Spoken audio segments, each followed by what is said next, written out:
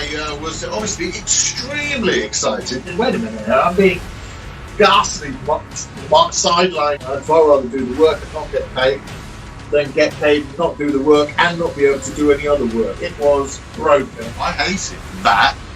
Hello, my name is Susanne Kurz and I am excited to interview today Ivan Kaye, the fantastic actor who impressively blew life into the most epic Saxon king of the TV show Vikings, King Aelle of Northumbria, the nemesis of the protagonist Ragnar Lothbrok.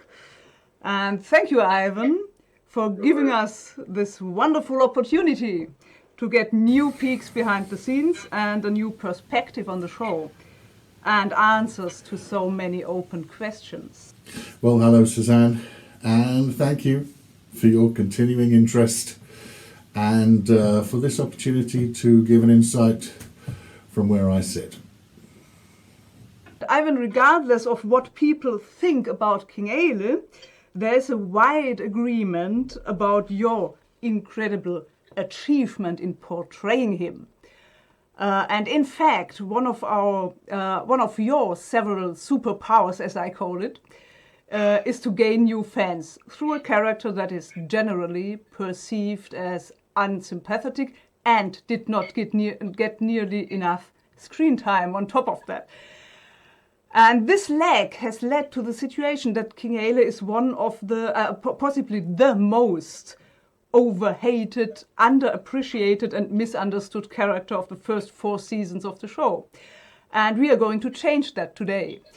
But even with that situation, King Aelle himself does have quite some fans, supporters and even admirers. And they are stretching from those people who found the character unsympathetic but still loved watching him, to those who say he is the good guy of the story, as he is the one who is attacked and defends himself, and that he is the one honest and honorable king standing like a rock in the midst of a sea of depravity. Yet many of us have been left unsatisfied, as we wanted to see him more and, above all, to learn more about him and his background and his perspective. And that's why quite some fans have sent their questions in for this interview today. Now, you are taller than most of the actors who played Vikings. And actually, Clive Standen said in an interview that you are the most Viking-like cast member in real life. And in fact, you just had finished a role as Ivar the Boneless in the movie Hammer of the Gods before starting on Vikings. So it would have been an obvious choice to cast you as a Viking character rather than as a Saxon. And as we know that some of the actors wanted to play other characters first, how was it for you? Did you audition for the role of King Aelle originally? Originally, they wanted to see me for the part that Gabriel Byrne played. And after I'd been to see Frank Moselle, and I think I went to the Bloomsbury Hotel or somewhere groovy like that, and met a whole bunch of scary-looking suits who were involved in it, they got very, very excited, and I went coming down in the lift, and I came down in the lift with this great, big, tall, I think he was like a proper Viking himself, the director who was directing the early episodes before I actually got there. And I came down in the lift, and we passed each other after having seen each other in the room. Basically, for about a week after that, my agent was saying, well, it's between you and one other. And I said, oh, Christ, who is it? And they said, well, it doesn't matter. But anyway, it's just between you and one other. And, you know, it's really tough call because the other person has got a really high profile. And I said, oh, well, exciting. And then I got an email saying they decided to go with the other person. We can reveal now that it was Gabriel Byrne. And I went, oh, fantastic. That's great. But they were so impressed with you that they would like to see you for this. And guess what? This has got more episodes than that original one. And I said, oh, well, that's fantastic. In the beginning, what was your experience when you joined Vikings for season 1? You are one of the veterans who have been there all along from the first season? Well, obviously, for any actor, frankly, to get a job that looked like this was going to be as agreeable as it could be, I was honoured and delighted and always surprised that another gorgeous, potential, lovely job had come my way. I was also fully aware, obviously, that in a show called Vikings, and my part being Saxon King, that there were probably less opportunities to be exploring the full range of loveliness. What was the attraction of this job for you? I was going to be able to grow my hair and grow my beard and wear nice costumes and shout in the evening. So yes, I was obviously extremely excited to be connected with something. Well, I'm always excited when I get a new job.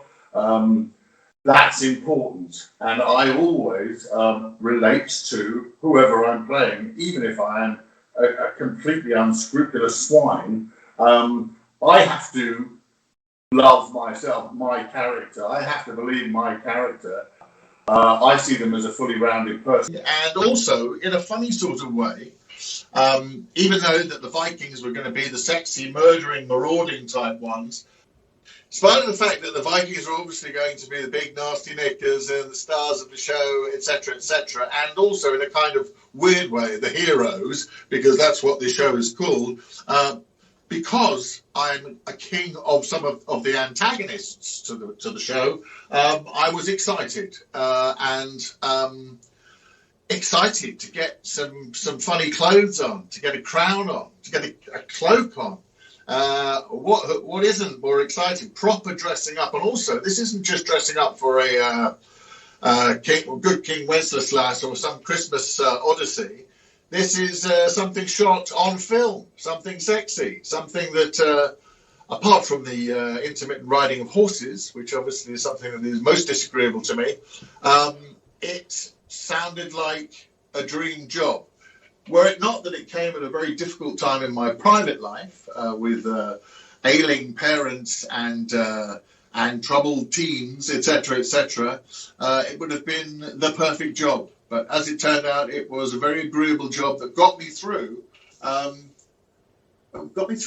few years, being at least comfortable financially, if not increasingly uncomfortable in terms of job satisfaction. How did the concept look? How did the concept of the show look? How did the concept of your character look? And how did you feel about it? When I was originally cast and hired, I knew that I was only going to be in 2, if not 3 at the most, episode series, because I was supposed to meet with Ragnar at the first one. Who are they? Have battles with Ragnar at the second one, and either by the end of the second series or the beginning of the third, dispense with him. They sent me the email and they said, you're in and out by series 3. What do you think about it? And I said, sounds very agreeable, obviously, bearing in mind that the show is called Vikings and I'm playing a Saxon king. I had no false illusions that I was going to be a long-running character. They'd already told me I was dying. They'd already told me I was dying by blood eagle. And so I was excited, but I also knew that it was a job that I could see the end of. Beautiful arc that would then lead me perfectly on to getting other jobs. Whilst there was a fad for sort of, Game of Thronesy type fad for things with people in old causes and days of yore, I thought, you know what, this fits absolutely perfectly. And was, I suppose, certainly a lot of people would think of it as an upward trajectory in my career. Sunday. Brother! Where are you? Where are the heathens now? Only one, perhaps 2 days away. What do you want for leaving my kingdom? £2,000 in gold and silver. I declare war eternal on the Northman Ragnar Lothbrok. Vikings, all new Sunday at 10 on History. There was a real big build-up in season 1 on this clash between King Aelle and Ragnar, and it was clear, okay, that's the main, that's the main guy who is going to oppose him. I swear before God Almighty, I swear to our Lord Jesus Christ, to the Blessed Virgin, one day I will avenge myself on him, bring him to justice and to death. So help me God. They made it look way too easy for the Vikings to defeat him. So I was like, okay, that is going to be interesting. How is he going to get this guy into his hands and to kill him? And that was the story. They underused basically the character. Would you just tell us how you felt about how it developed? In these jobs, people have to, especially with big money type jobs, they get focus groups. And you find out whether it's an expedient or a good idea to get rid of this character now, that character now. So they took the first few episodes or something to focus groups to see whether now was the time to get rid of Ragnar Lothbrok in there, as they'd already mapped out. And everyone said, you're joking. You're going to kill the golden goose. This Travis Fimmel is beautiful to watch, fascinatingly untheatrical. And looks like the real deal, and girls love him, boys want to be him. What are we doing murdering him? Good point. And so as a result, after thinking that I was about to go back to do the next gorgeous, lovely bit where I start murdering him, they sent me various missives, and they said, look, there's been a change of plan. We need to move away from Northumbria for a little while. And we need to find other places that the Vikings attack because we're not going to kill him off yet. So you're not going to be used. I mean, we'll still probably need you around, and we'll still make sure that you get paid for the amount of episodes that we said you'd be allowed to get in the next series. But we're probably not going to be using you, but we reserve the right to use you. And I sort of thought, well, it would be pretty churlish of me to complain about that. They're going to pay me, and potentially I might not have to do anything for it. But of course, that's not really what motivates an actor. I'd far rather do the work and not get paid than get paid and not do the work and not be able to do any other work. And that was one of the things that was a problem, because then for an entire season, I had to sit on my hands. And when I got offers of jobs, I wasn't allowed to take them because maybe they would have a change in shooting plans, and maybe I'd have to come back, and maybe yada. There was even one project that was only a week in the middle of a time where they didn't use me for half a year, but they still didn't give permission for it to happen. That for an actor is a really debilitating thing. And so I was kind of put on ice. Which was not only lousy for the character, but lousy for the actor. So that became the charm. The charm sort of evaporated a little bit from the job, and it began to wilt a little bit under the lights. And then when they decided to get me back into the thing, to start rejigging the momentum that I'd got with King Aelle, I found that the writing had... basically, pretty much all I did was reiterate what I'd said at the end of the first one, was just standing there looking rather embittered, saying, I swore that I would get revenge on Ragnar Lothbrok. That kind of thing I found rather galling, was that when I looked at my script, opened it with excitement to think, okay, where is Aella now? All this time has passed. And all I was really doing was just saying, by the way, I don't know whether you remember, I sat on a horse at the end of that one and said, I swear by all his angels, yada, yada. And I was disappointed that all I had was recycled material, and also disappointed that in the interim time, the plot line and the machinations that had evolved and were being brought out with other characters meant that I really was more than subsidiary, then subsidiary again, because I, for some reason, hadn't noticed to smell a rat when I got sent off as the hostage type thing. And I'm thinking, wait a minute here, I'm being ghastly sidelined here. It's rather disappointing. I found a blog who commented on the series while it was running. Halfway through season 4A, they said, if King Aelle is the one who will kill Ragnar eventually, then why do we not get to see him as much as King Egbert?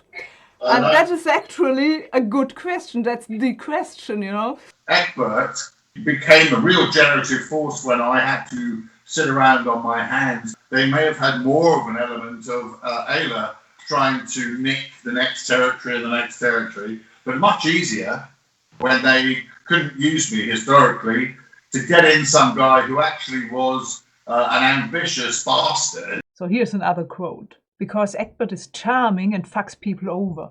Aelle was hard and terse, but deserved a gruesome death because he ultimately only defended his kingdom. Personality goes a long way. And I'd have rounded up all the gold and silver in Northumbria to save him before he died. And sure enough, the final smack in the teeth, much as you do what you can with what you got, was that you that virtually, shot on virtually the same day as me standing up there about to, preparing for war and waiting for the big battle scene. And then after having dispatched Ragnar from a distance, from top of a hill down into a pit without even looking necessarily into it, guess what? They're also going to dispatch me in pretty short order. The problem is that obviously nobody on the series ever understood that King Aelle has fans. If, as I said, the trajectory had been the one that I signed up for in the first place, then there would have been more texture and more opportunities for more people to see that character more often. If there had been something which showed the win over the bad guys and the kingdom flourishing as a result of that, then that would have been great. Originally, there was I murdered Ragnar, and then you watched his children grow up, and they were always on a mission to get over, to go and get that guy that did that. There wouldn't needed to have been this great holiday break for Aella, and there would have been potentially a better arc. Because it didn't work out in that trajectory, on many counts, I feel that it was thrown away and wasn't as good as it could have been, yeah. I found a Reddit post from 2017, so just when King Aelle had died, and strongly in defense of him. And there were a couple of comments on this in agreement, and one of them said, yeah, the show should have spent a little more time developing King Aelle's character. I mean, he's the guy who gets to kill Ragnar. He could have been a menacing, competent antagonist who finally kills the main character, but fails at the last minute through hubris or mistake. The fact that Hearst decided to spend so much time on Wessex characters, who are all fairly irrelevant to the Vikings most of the time, instead of King Aelle, is troubling. Yeah, that would have been entirely possible and the obvious thing to do. Developing King Aelle's character along with Ragnar's story, because he was the nemesis. Unfortunately, I know that I had a producer that didn't care for me out of the many, and I know that I had a director who wanted one of the actors that he'd worked with to be playing my part. And so there are lots of other things that come into the blend. That's the thing about show business, is that it's show business and that it's not the show. We came back to the original storyline finally in season 4B, the main storyline of Ragnar, and that was about clashing with King Aelle and getting captured by King Aelle, getting killed by King Aelle, and King Aelle getting into a conflict with the Ragnar sons and getting killed by them. That whole sequence at the end, which I thought could have taken a few more episodes over the difference between his demise.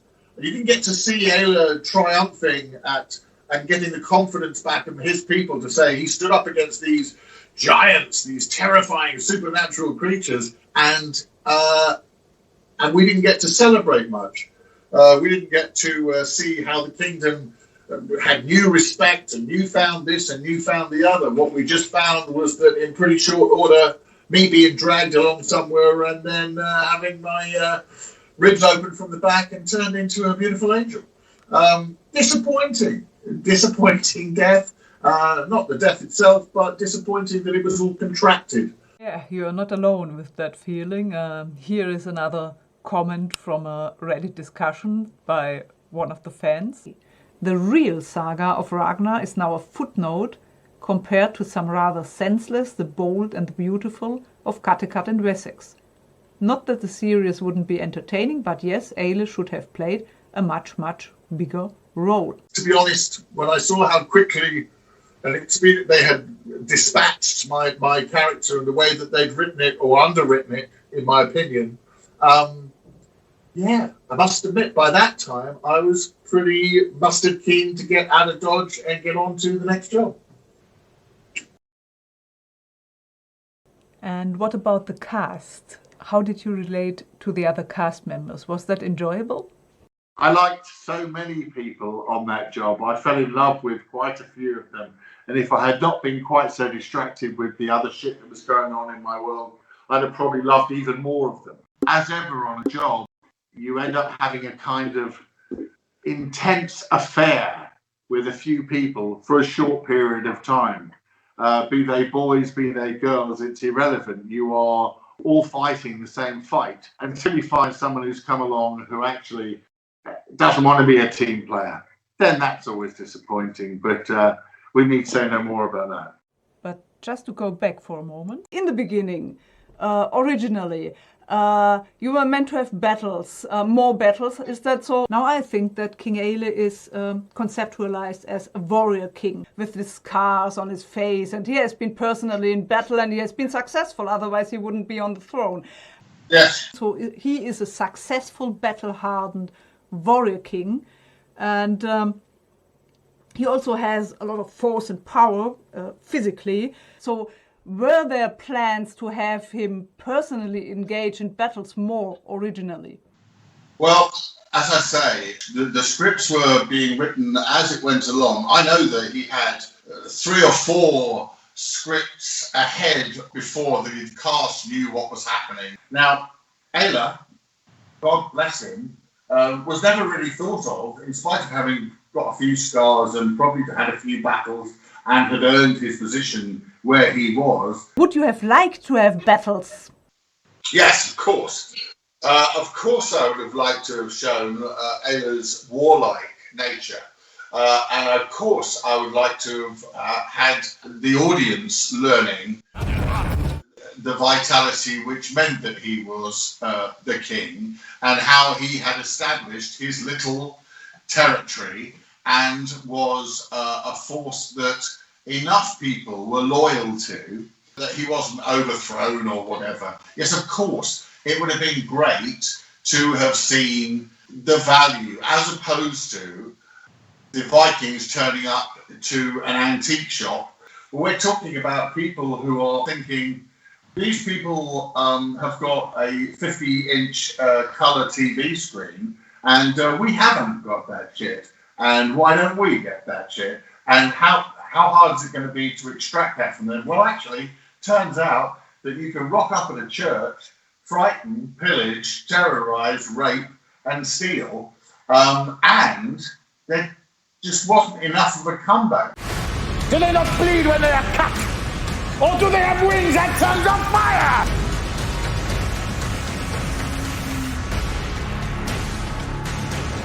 It was done in the name of King Aelle, and King Aelle must suffer for it. One day he will. Ragnar.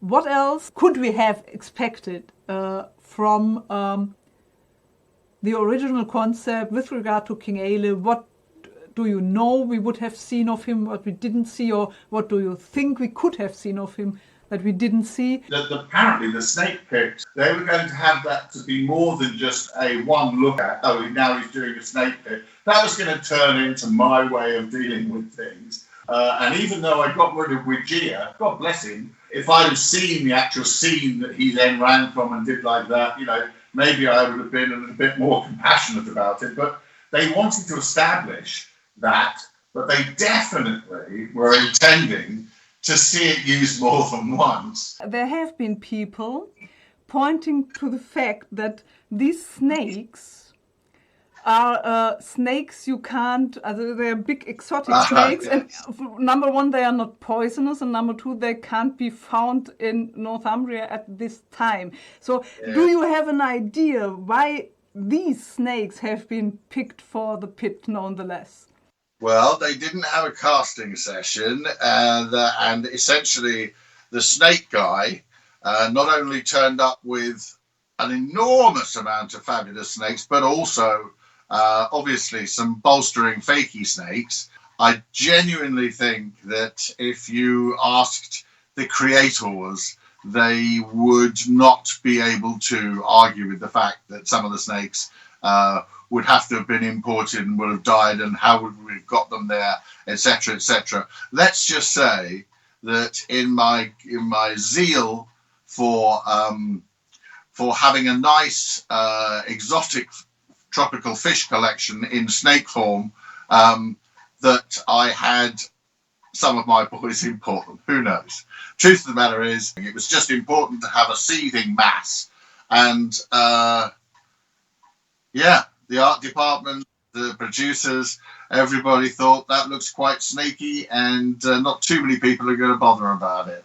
They probably didn't imagine how much discussion this series would, spark in the fandom. Now, just to come back to the end of King Aelle's story, there was the scene at the pit where you have been dragged there, and actually quite surprisingly, I had a real problem with that. The character was suddenly broken down. Yeah. I mean, he was in a kind of heroic air on the battlefield and waiting for them basically to come to kill him. And but still, he stood there and stood his ground. And then we had him broken and like, please don't hit me. And yes, I will do everything. And how did you feel about that? I was very disappointed, and if I had been asked to write how I would have met my end, especially against having witnessed how Ragnar was incredibly impressive at the end, and how I was putting a burning poker against him, and yet he would not submit, because what's the point? He knows what the ultimate thing is. He's going to die, and to be able to die having said, fuck you, is a more valid way to die for a proud man. And Aella is a proud man. And we see him wearing a ridiculous dustbin on his head. We see him seeing the hordes of Vikings coming towards him and saying that I don't think God can help us now. God help us. I don't think he can. What do we as the audience, what do we think? We think that he stood there on his horse, and then they came up to him and said, excuse me, King Aelle, I think we've got some unfinished business. And I would go, oh, yeah, all right, lads, fair play. And then the next thing we see is then me being dragged into this pit where I dispatched their Ragnar. And if I hadn't, whilst being dragged along on the horses, frankly, I was going over lots of boulders and bumps and things like that. I would have been smacking my head on every boulder I could get on the way there, so that by the time I arrived, I was dead. Having lasted until that last minute there, if I'd run at any one of them and headbutted them or done something like that, then they would have knee-jerk reacted and killed me. And I would have done that time and time and time again, instead of thinking, I know what I'll do. I will impress them with my incredible knowledge of languages, and I will speak to them in their own tongue and offer them gold and silver. Mitchell, gold and silver, askas du få mindre lufel. Nenetin word. Enigestrayon. No, this is bad. This is like private school brat boy trying to insult a bunch of yobbos in Latin or something. It was broken, and that's what the director of that particular one wanted to see. He wanted to see Aella's spirit completely crushed. I hate it. that, and I did what I could with it, but I thought it was inconsistent. The reason why we are sitting here and talking is because I was so extremely disturbed by these last moments, because I couldn't fit it together. But we are going to address this whole issue again towards the end of our talk, when we are going through the scenes and reach these last scenes. But for now, I think it was just important for our audience to get a general idea about the issues you had with the way King Aelle's End has been written. Aella was about fair play. I'm a family man. Maybe we can get rid of this threat without it coming to bloodshed. They did the biggest sacrilege you could possibly imagine. There's only one response to that. These hoodlums need squashing. And that doesn't make me a bad guy.